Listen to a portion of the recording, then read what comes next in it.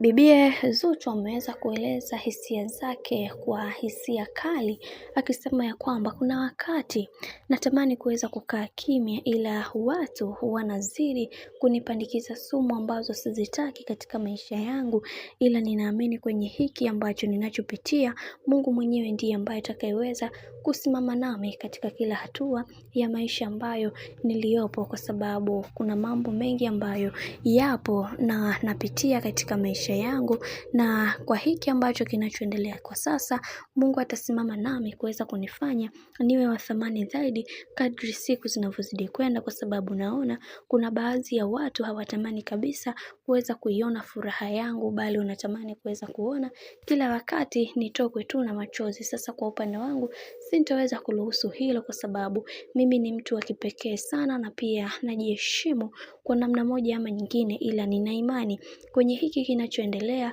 Mungu ndiye atakayeweza kusimama nami, kwa sababu kila mtu anatamani kuweza kuona maisha yangu yakiharibika kadri siku zinavyozidi kwenda, nami siwezi kulisahau hili, na nitapambana juu chini kuweza kuhakikisha